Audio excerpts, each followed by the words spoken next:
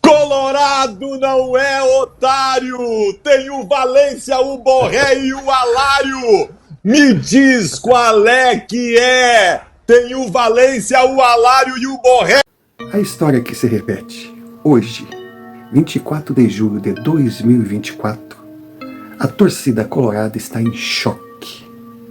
Da arrogância ao fiasco.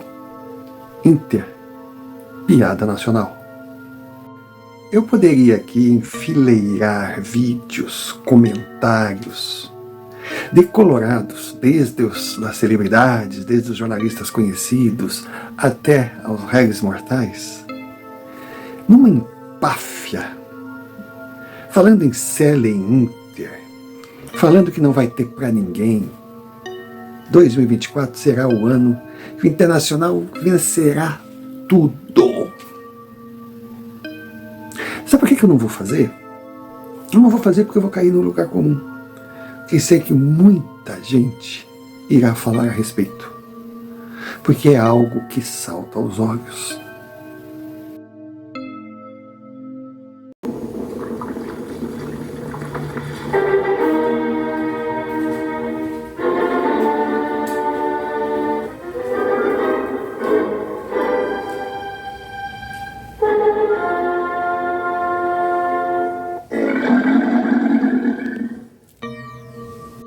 Eu irei medir as palavras, pensar muito antes de falar, para não parecer clubismo pelo fato de eu ser gremista, assumido, juramentado e fanatizado. Só que existe sim a hora da zoação, existe a hora do passional, mas também futebol é feito de racionalidade. Aqui no sofá, eu venho avisando há muito tempo. O Internacional é uma bolha de ilusão. Quando ela explodir, o tombo será gigante. E ela explodiu. O que virá daqui por diante, só o tempo dirá. O Esporte Clube Internacional é o meu grande rival. Mas é um rival a ser respeitado. Porque ele é gigante, tem uma história linda. Sua galeria de troféus, sua lista de voltas olímpicas, o credencia um dos maiores do país. Mas vamos analisar friamente, sem paixão. A grandeza colorada é dentro do Rio Grande do Sul, onde ele divide a hegemonia com o seu rival, o Grêmio Futebol Porto-Alegrense. Fora do estado, o Clube Colorado vive de duas grandes gerações. Fora esse raro momento de crescimento e chegada ao top, ele se resumiu a mero coadjuvante em competições nacionais e internacionais. Pense um pouco. A história colorada não é aquela normal, construída década a década. Não. Ele tem um Mundial, ele tem Sul-Americana, ele tem Libertadores, tem Campeonato Brasileiro e Copa do Brasil. Mas analisem. Todas essas conquistas, exceto uma, vieram daquela geração vitoriosa de 74 a 79, ou então da mais recente, de 2006 a 2011. Fora isso, o clube ganhou uma Copa do Brasil na década de 90 de uma forma vergonhosa, num roubo a bola armada dentro do Beira-Rio, quando enfrentando o Fluminense, casa cheia, precisava vencer. O placar estava 0-0, o jogo se aproximava do final e o árbitro inventou um pênalti que só ele viu. Até o zagueiro Pinga, envolvido no lance, anos mais tarde, confessou no Globo Esporte. Eu entrei na área, vi que a bola estava perdida, me joguei, o juiz deu pênalti, não tenho nada a ver com isso, e dava risada.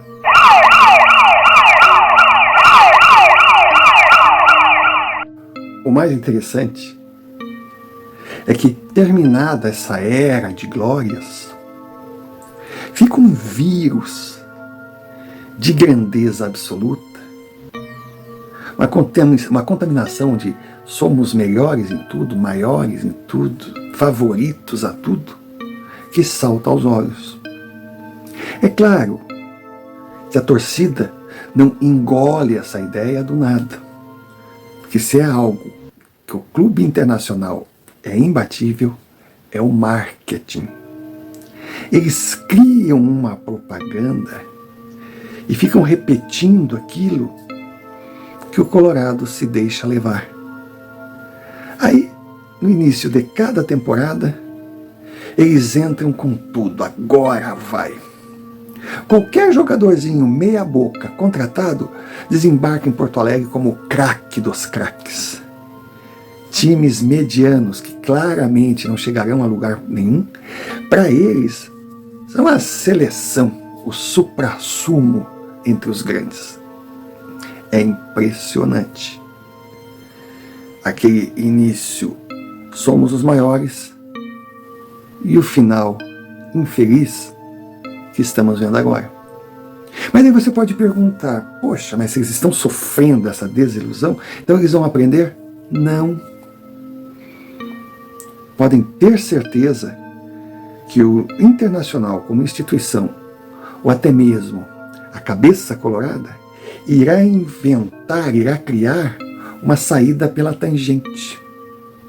Bom, não se surpreendam se agora eles, a 20 pontos do líder, comecem a dizer: ganhar o Brasileirão se tornou obrigação. Esse fenômeno mental, ele foi explicado por um grande filósofo, que agora eu não lembro o nome. Caso eu recorde, eu coloco aqui embaixo o nome do sujeito. Ele foi assim, cirúrgico. Ele disse: é menos dolorido negar a verdade do que ter que aceitar que direcionou a vida a defender, nesse caso, torcer para uma mentira. E é isso que a gente percebe no torcedor colorado. Ele precisa acreditar que é maior, que é melhor. Porque se ele perder essa crença, a sua vida perderá o sentido.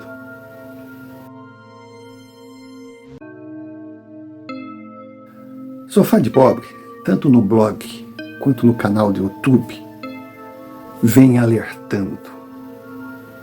Vem tentando, não de hoje, abrir os olhos ao Colorado.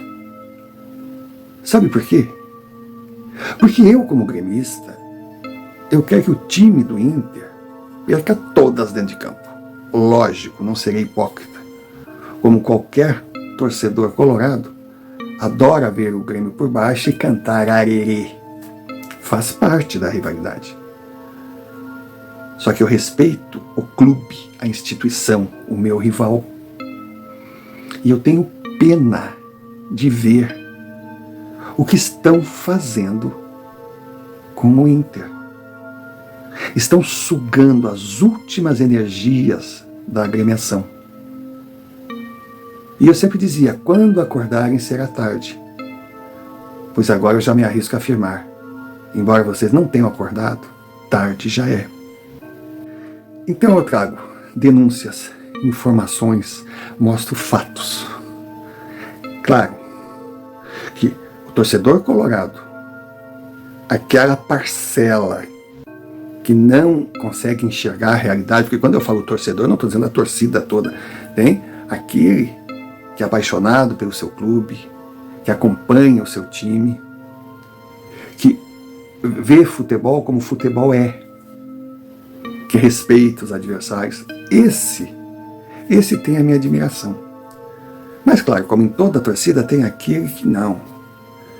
Que ele acha que ele pode dizer o que quiser contra o rival, e daí é zoação, é brincadeira, kkkk. Mas qualquer crítica, qualquer denúncia, qualquer informação que agrida a sua certeza absoluta de grandeza e perfeição, transforma quem publicou num inimigo a ser destruído. Olha, O que sofá de pobre e eu temos sofrido na mão dos colorados na brincadeira, de ataques, de tentativas de ridicularizar, de humilhar, de desmoralizar.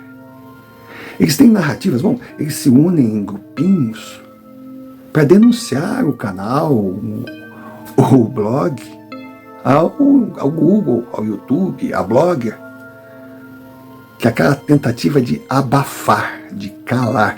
Eu vou colocar aqui, tá, umas fotos, umas imagens de capas de vídeos publicados por mim. Então eu gostaria que aquele que realmente quer conviver com a verdade, assistisse a alguns desses vídeos e me dissesse aonde está o fake. Sabe por que eu estou fazendo isso?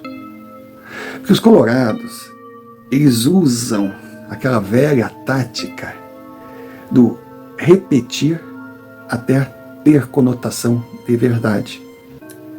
Então eles olham o título de uma publicação minha, eles não assistem, eles não leem, não interessa. Eles já saem dizendo é fake, denunciam como fake, é fake. Aí você pode pensar assim, tá, mas vem cá, mas denunciar o YouTube, a blogger, vai verificar. Não, é tudo por algoritmo, então é por números. Se um número X de usuários denunciar fake, o algoritmo pega aquela denúncia e começa a prejudicar o espaço. Alguém dirá, pô, mas isso é uma baixaria, isso é um absurdo, isso é uma vergonha. Isso é de menos. Porque, no meu caso, eu não sou mais monetizado, eu estou preso a algoritmos, mas eu continuo. Porque não que eu não goste de dinheiro, não, o dinheirinho que entrava era bem-vindo, se bem que, graças a Deus, eu não preciso dele para botar comida na minha mesa. Mas eu continuo, porque enquanto eu tiver força, eu vou trazer verdades, não só contra o Inter, mas também contra o Grêmio. Que vocês verão ali, que tem muitos vídeos que eu critico o Grêmio, porque futebol não é os outros tudo errado, o meu tudo certo. Não. Futebol não é assim. Futebol gira paixão, dinheiro. E o verdadeiro torcedor, ou aquele que gosta de observar, comentar, ou tentar acrescentar algo ao esporte, deve saber a hora do criticar e do elogiar. Ou melhor, deve saber a hora do denunciar, indiferente a quem seja. Mas se você acha isso o cúmulo da baixaria, não sabe de nada. Quando eles percebem que não conseguem calar ou desmentir, eles partem para o ataque pessoal. Eu tenho 2 que eu estou processando devido às calúnias que fizeram a meu respeito. E tem mais uma relação. Depois desses 2 eu vou ver o que eu faço com outras relações. Porque eles acham que falar verdades que eles não querem ouvir do Internacional é crime. E aí eles têm direito a dizer o que disser. Os caras falam absurdos envolvendo até a minha família, pasme. As coisas pesadas. Mas isso aí eu vou conversar na frente do juiz. Mas é triste, né? É triste ver a que ponto chega a doença. E hoje com certeza, aqueles que conseguiram dormir vão acordar bem estragadinhos. Porque mais uma vez eles bateram de frente contra a realidade. Aí aparece mas como realidade? Como verdade? Onde está a fonte? Esse tem cabimento. O que eles querem de fonte? Que eu diga que veio da imprensa, da mídia convencional, que eu dei o nome de um jornal, de uma televisão, aí sim, aí é confiável. Como se o que essa mídia convencional fale é a verdade absoluta, e a gente sabe que não é. Eles são presos a contratos, a patrocínios, a exigências. Esse emaranhado que os amordaça não chegou ainda na mídia alternativa. Então ele chega assim, como é que tu sabe disso? Se a Globo não sabe. Não, a Globo sabe. Ela só não veicula, porque ela não tem a permissão, e se fizer, pode perder patrocínios. É assim que funciona. Bom, para ter uma noção, setorista é o repórter que cobre o clube. Ou seja, ele vai conviver ali. Nessa convivência, vão surgir laços de amizade. Então, de repente, ele não vai falar de tal jogador porque ele gosta do cara. E outra, quando ele chega no clube, ele é avisado, olha, presta atenção no que tu vai falar. Porque se disser algo que a gente não goste, tu fica proibido de entrar aqui, ou seja, ele não poderá trabalhar. Então, essa é a mídia que o Colorado confia. Por quê? Porque só leva a notícia que ele quer ouvir. O Internacional 2024 é o resultado de várias administrações terríveis. Umas por incompetência, outras por outras questões que eu não quero citar, e daí eu teria que apresentar provas, não quero entrar, sabe, nessa discussão que não é boa para ninguém.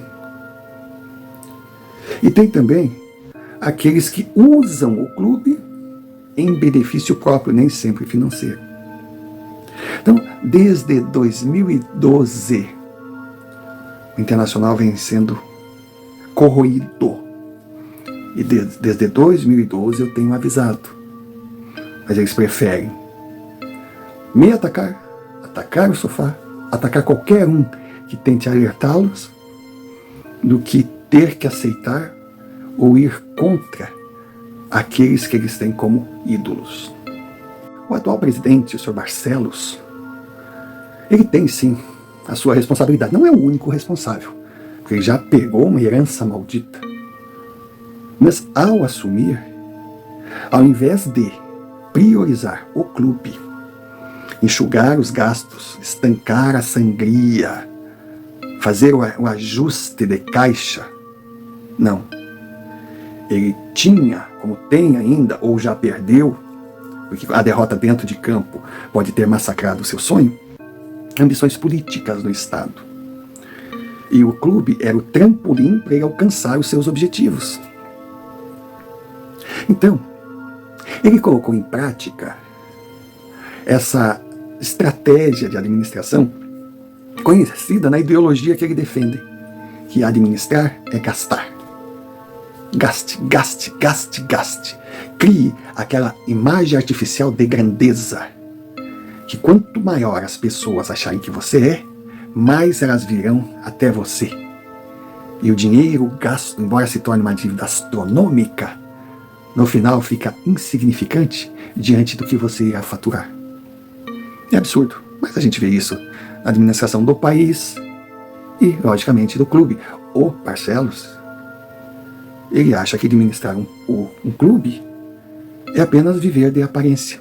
Então vê na cabeça dele assim: o time está devendo R$1 bilhão.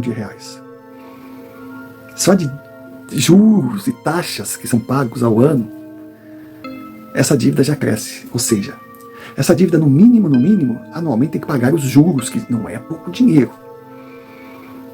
Então o que o bom senso diz? Chegar à torcida e dizer: olha, eu peguei o caixa assim, eu sei que vocês querem títulos, eu também quero título, mas clube quebrado não ganha nada.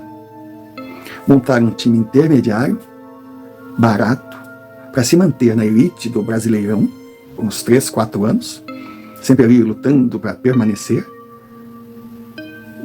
sabe, contar com ganhar um ou outro gauchão e pagar as dívidas. Aí sim, depois das finanças sanadas, aí vamos pensar no dentro de campo. Mas não, ele pensa assim: eu estou devendo R$1 bilhão, eu vou fazer mais 200 milhões de dívida. Não interessa que eu não fature para cobrir essa dívida. Não. Mas eu gastando, eu montando um super time, vou começar a ganhar títulos. Ganhando títulos, a torcida se empolga, mais sócios chegam, patrocinadores vêm, o estádio vive lotado, rendas maravilhosas, a valorização de elenco. Cada jogador que eu vender será por uma fortuna, eu estarei na vitrine mundial. Rapidinho, o faturamento será tão grande que dá para pagar essa dívida com o pé nas costas. E graças a esse sucesso alcançado, serei idolatrado pela torcida, que com o seu voto me colocará onde eu quero estar futuramente na política. Então, a grosso modo, é isso. Só que o título não vem. Não vem, mas não por acaso. Porque quem parte para a gastança quer comprar, quer aparecer na mídia, quer destaque. E não analisa, sabe? Caso a caso. Não observa quem é o jogador e o que ele pode trazer para o clube, como ele pode se encaixar. Não, ele sai comprando. Ah, é nome, é famoso? Compra. É nome? Compra. Aí você vê a lista de jogadores, nossa! Mas o Sr. Barcelos, fora isso, ele tem o DNA do fracasso. Porque ele se acha tão esperto, tão acima de, que ele não calcula o que ele pode perder e que administrar não se resume a apostar. O que ele faz é uma aposta. Ele vai no tudo ou nada. Ganhou, tá bilionário. Perdeu, se ferrou. E ele perdeu uma tragédia anunciada. Ele ia perder. Porque, primeiro, essa fissura que o homem tem por treinadores que falam castelhano. Se eu esquecer algum, sabe? É aquele Cacique, né? O Ramírez, o Cudê, o Aguirre.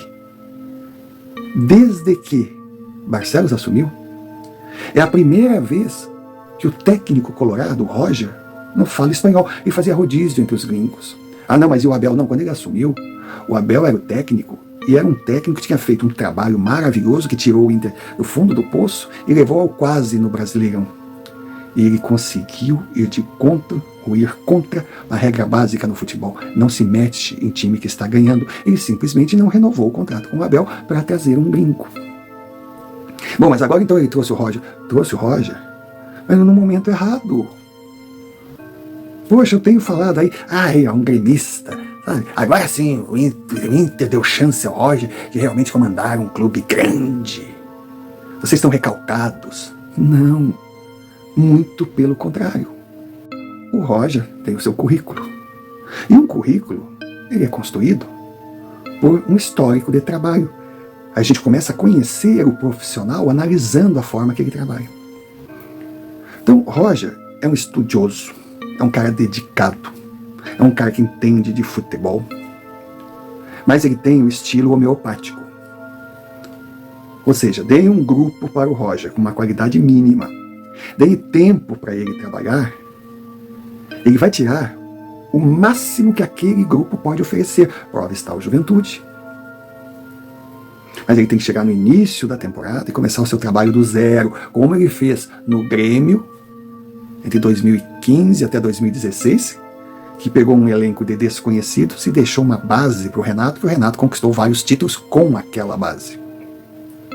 Mas Barcelos, sua brilhante diretoria, como não considera os mandamentos do futebol, como não analisa o profissional, sofreu 2 eliminações para o Roger. Esse é o cara, vamos trazer. Vamos queimar o cara. Vamos queimar o cara porque ele precisa de imediatismo. Ele precisa de resultados ontem. O time está no fundo do poço. Ele tem que remontar.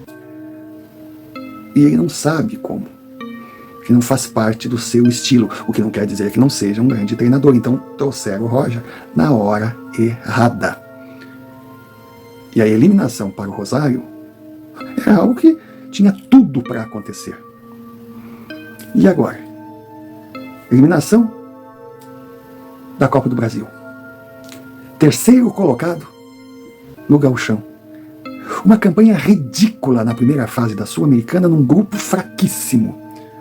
Aí vai para uma repescagem para tentar sobreviver a uma competição internacional, ainda com chances de títulos, embora remota. E é eliminado também. O que sobrou para o Inter? Sobrou o que a gente vinha antecipando. Quando explodir, será feio. Vejam o quadro.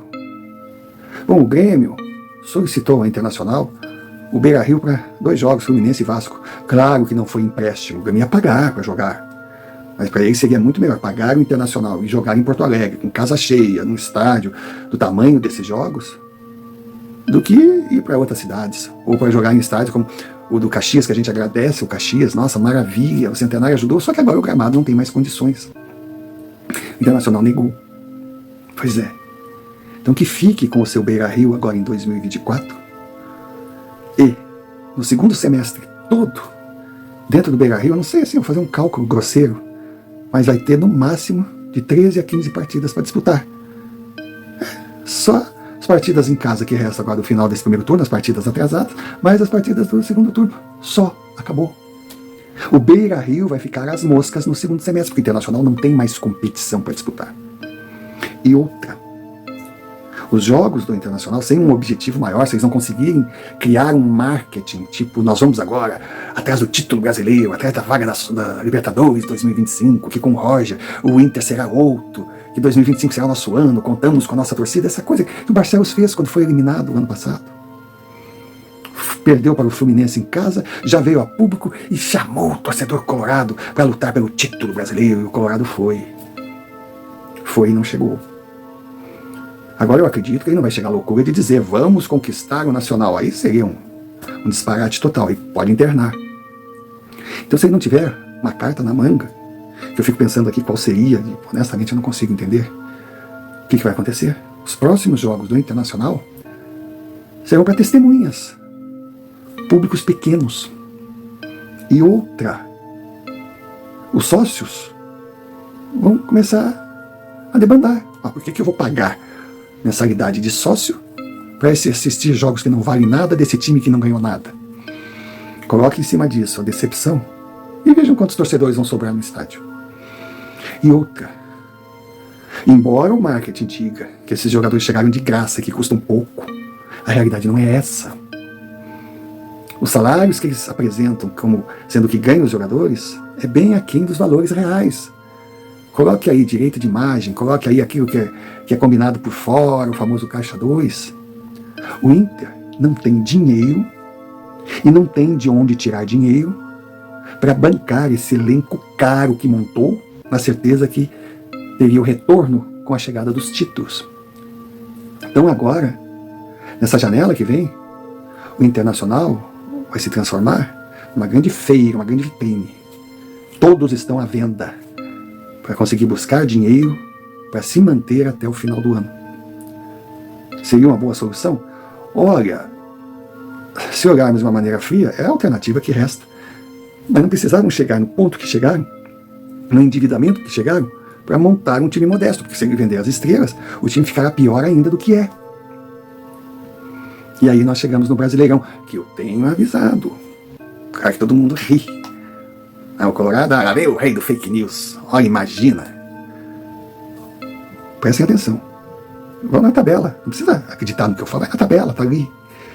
Se o Inter perder para o Bahia, o que não é assim uma coisa assim tão absurda que eu estou dizendo, perder para o Bahia de hoje na Fonte Nova é um resultado normal.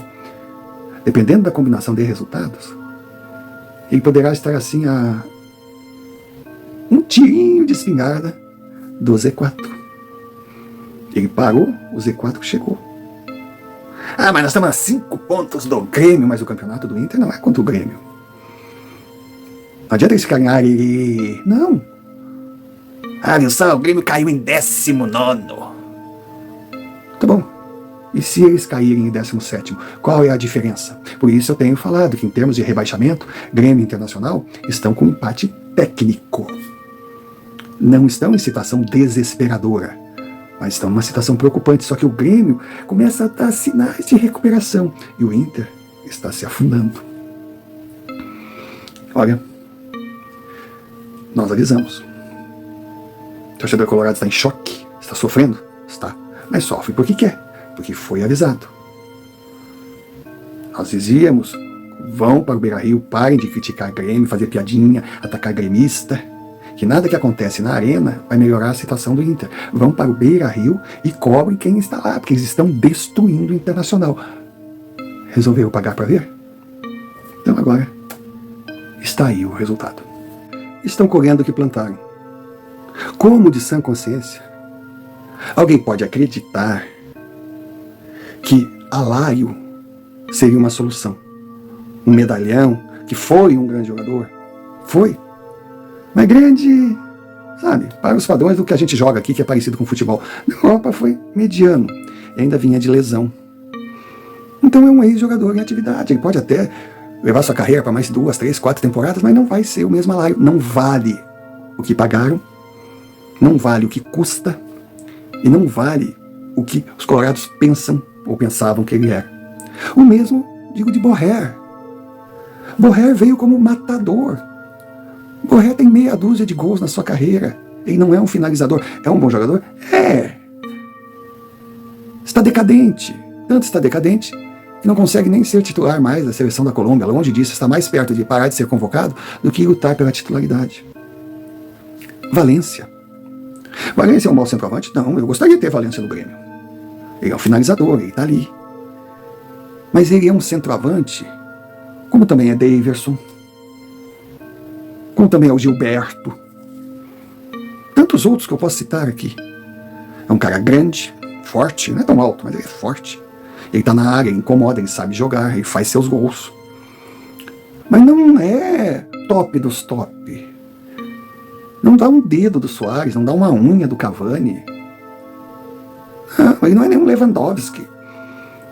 É um jogador que na Europa fez uma carreira mediana, nunca se destacou em grandes clubes, teve uma ou duas temporadas com muitos gols, o que acontece na vida de todo centroavante. Tem uma fase que a bola bate nele e entra, tem outra que não entra de jeito nenhum. Ele teve uma fase boa no clube da Turquia, se bem que lá, enquanto ele estava, o seu clube, que é um dos grandes daquele país, não conquistou nenhum título, foi ganhar uma Copa turca, logo na sua saída, foi o último rastilho de pólvora e conseguiu um título. Então não é. Aí chegou o Valência, aí chegou o Borré, aí chegou o Alário. Com esse ataque não tem pra ninguém. Meu Deus. E aí no meio, Arangues, Fernando. Bons jogadores, sabem jogar, profissionais que merecem respeito, com certeza. Mas estão velhos. O corpo não suporta mais o ritmo, como também tem um bando de velho no Grêmio. Mas a diferença da torcida do Grêmio e da torcida colorada é que o Grêmio está com um elenco podre, com poucos jogadores que escapam, está com um vestiário envelhecido, mas o gremista sabe. Agora o Internacional segue se iludindo. Então, Barcelos contratou muito, contratou caro, endividou o clube, levou a torcida a uma euforia sem nenhuma base e contratou mal. Então, colorados, entendam. O ano começou errado, acabou na metade como tinha que acabar, mas tem todo um segundo semestre, onde o grande objetivo da Sele Inter, que só existia na cabeça de vocês, é permanecer na primeira divisão. Ou o Roger consegue uma mágica rápida e acerta esse time e começa a ganhar pontos, ou podem ter certeza que vocês irão sofrer até a última rodada.